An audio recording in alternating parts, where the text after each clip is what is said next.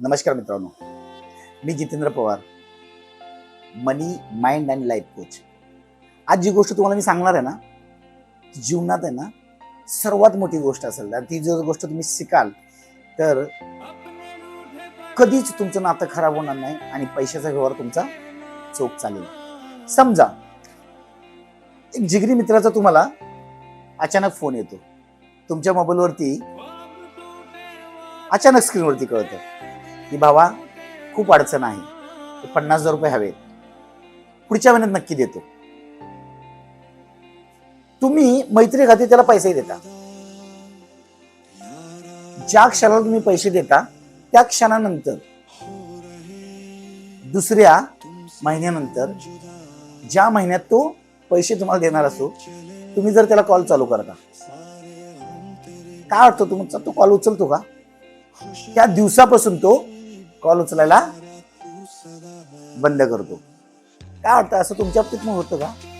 ओळखीचं वाटतं ना असं उदाहरण?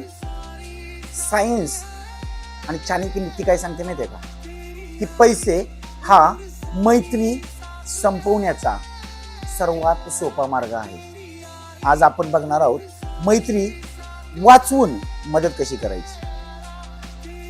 मैत्री वाचवून मदत कशी करायची त्यातला पहिला पॉइंट, सामाजिक नाते आणि बाजाराचे नाते. म्हणजे काय हो?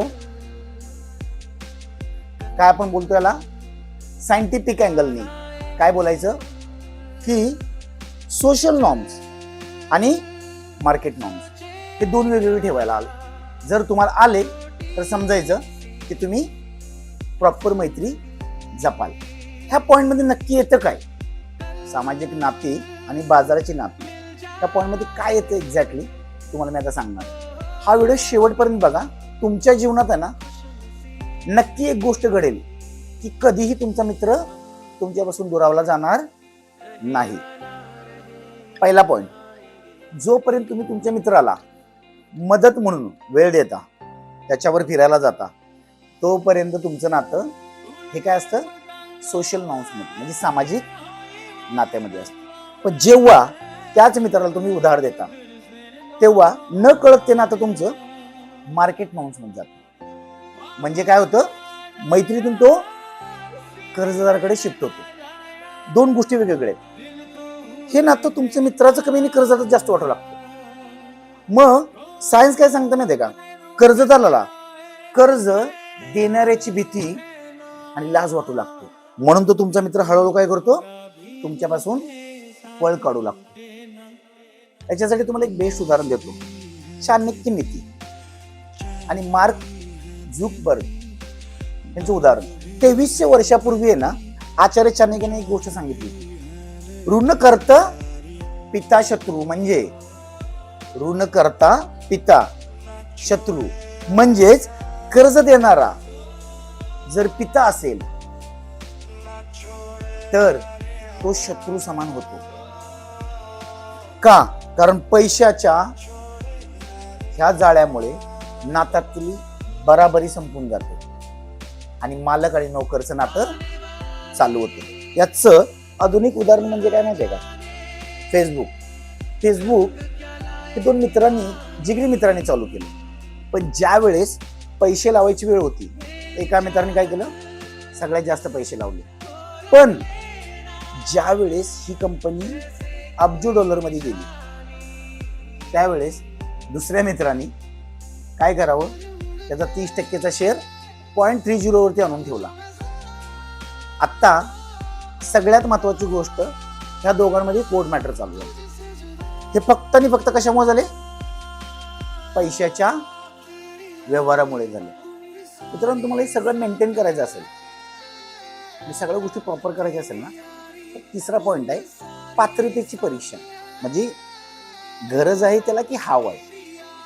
म्हणजे कोणाला पैसे देण्यापूर्वी दोन प्रश्न विचारा की ही गरज म्हणजे नीड आहे की त्याला ग्रेड आहे.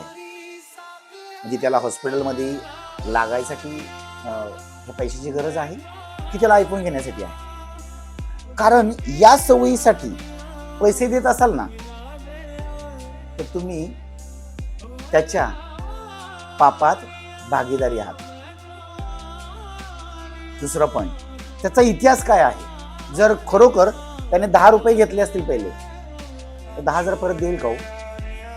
तो कधी देणार नाही. मग काय बघायचंय, पात्रतेची परीक्षा म्हणजे काय बोलायची, त्याला गरज कशाची आहे, नीड आहे की हाव आहे, हे ओळखायचं आणि मगच मदत करायची. सगळ्यात शेवटचा नियम, द गिफ्ट प्रोटोकॉल. तर गिफ्ट प्रोटोकॉल मध्ये काय होतं माहिती आहे का, मदत करायची का, बऱ्याच वेळ वाटतं की असं सगळं सांगितल्यानंतर आता मित्राला मदत नाही करायची का, नाही करायची ना. त्यावेळेस एक गोष्ट फक्त लक्षात ठेवायची, श्रीकृष्ण भगवान आणि सुदामाची गोष्ट आठवायची, डोळ्यासमोर ती घेऊन यायची. त्याला काय बोलतात माहिती आहे का, द गिफ्ट ऑफ प्रोटोकॉल. ह्या गोष्टीमुळे काय होतं माहिती आहे का, नियम असा आहे की मित्राला तेवढेच पैसे द्या जेवढे तुम्हाला विसरायला जमणार आहे. जेवढे तुम्हाला विसरायला जमणार तेवढे त्याला पैसे द्या. त्याला काय म्हणतात माहितीये का, उधारी देतोय त्याला सांगा, अहो हे पैसे तुझ्याकडे ठेवून घे, तुला जमलं तर परत कर, नाही जमलं तरी चालेल, किंवा तुझ्याकडे जास्त पैसे आल्यानंतर मला हे पैसे परत दिले तरी चालतील. तो सगळ्यात महत्वाचा नियम काय होणार माहिती आहे का, ह्या गोष्टीमुळे ना तुमच्या जीवनात कधीही समोरचा मित्र तुम्हाला कर्जदार म्हणून नाही बघणार. कारण ज्या दिवशी तुम्ही मित्र हरवाल ना, तर तिथल्या अमेझॉनवरती तुम्हाला सर्च करून मिळणार नाहीये.